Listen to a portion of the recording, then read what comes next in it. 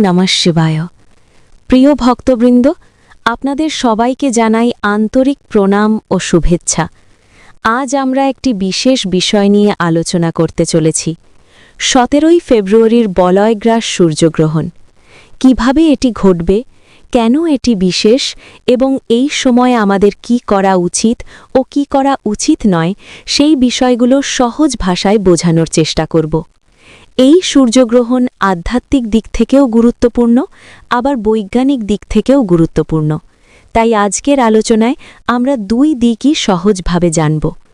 প্রথমে জেনে নিই সূর্যগ্রহণ কিভাবে ঘটে। বৈজ্ঞানিকভাবে সূর্যগ্রহণ তখনই ঘটে যখন চাঁদ, সূর্য ও পৃথিবীর মাঝখানে এসে পড়ে। তখন সূর্যের আলো কিছু সময়ের জন্য পৃথিবীতে পৌঁছাতে পারে না বা আংশিকভাবে পৌঁছায়।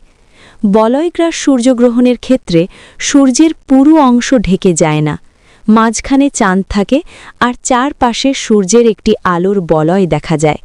এই কারণেই একে বলয়গ্রাস সূর্যগ্রহণ বলা হয়। এবার প্রশ্ন হল, এই সূর্যগ্রহণ কেন বিশেষ? কারণ এটি শিবরাত্রির পরবর্তী সময়ে ঘটছে। অনেক ভক্তের বিশ্বাস এই সময়ে জপ, প্রার্থনা এবং ধ্যান করলে মন শান্ত হয় এবং আধ্যাত্মিক শক্তি বৃদ্ধি পায়। এখন আসি একটি গুরুত্বপূর্ণ বিষয়ে। সূর্যগ্রহণ দেখার সময় সতর্কতা। খালি চোখে সূর্যের দিকে তাকানো কখনোই নিরাপদ নয়, এতে চোখের ক্ষতি হতে পারে। তাই যদি কেউ সূর্যগ্রহণ দেখতে চান, তাহলে অবশ্যই নিরাপদ ফিল্টার বা সঠিক পদ্ধতি ব্যবহার করা উচিত। এবার আমরা সংক্ষেপে সময়সূচি সম্পর্কে ধারণা নেব। পৃথিবীর সব জায়গায় সূর্যগ্রহণ একই সময় দেখা যায় না। বিভিন্ন দেশের সময় ও স্থানভেদে গ্রহণের সময় কিছুটা আলাদা হয়। তাই নিজের এলাকার স্থানীয় সময় অনুযায়ী তথ্য জানা সবচেয়ে গুরুত্বপূর্ণ। এখন আসি আধ্যাত্মিক গুরুত্বের কথায়। অনেক শাস্ত্রে বলা হয়েছে সূর্যগ্রহণের সময় মনকে শান্ত রেখে ঈশ্বরের নাম স্মরণ করা অত্যন্ত ফলদায়ক। এই সময় জপ, প্রার্থনা এবং ধ্যান করলে মন স্থির হয় এবং মানসিক শান্তি লাভ করা যায়। অনেকে এই সময় ব্রত বা উপোস পালন করেন। ব্রত পালনের সহজ নিয়ম হল মনকে শান্ত রাখা, অহিংসা পালন করা এবং ঈশ্বরের নাম স্মরণ করা। যারা কঠোর উপোস করতে পারেন না, তারা ফল, জল বা দুধ গ্রহণ করেও ব্রত পালন করতে পারেন। ভক্তির মূল বিষয় হল আন্তরিকতা, কষ্ট দেওয়া নয়। এখন আসি নিষেধ ও সতর্কতার বিষয়। অনেকের বিশ্বাস সূর্যগ্রহণের সময় অযথা খাবার রান্না বা খাওয়া থেকে বিরত থাকা ভালো। পরিষ্কার পরিচ্ছন্নতা বজায় রাখা উচিত এবং অপ্রয়োজনীয় কাজ এড়িয়ে চলা উচিত। শিশু, বয়স্ক এবং অসুস্থ ব্যক্তিদের বিশেষ যত্ন নেওয়া দরকার। তাদের যেন কষ্ট না হয় সেই বিষয়টি পরিবারের সবাইকে খেয়াল রাখতে হবে। এবার আসি মন্ত্র, প্রার্থনা এবং আধ্যাত্মিক অনুশীলনের কথায়। এই সময় যে কোনো ঈশ্বরের নাম জপ করা যেতে পারে। নীরবে বসে ধ্যান করা যেতে পারে।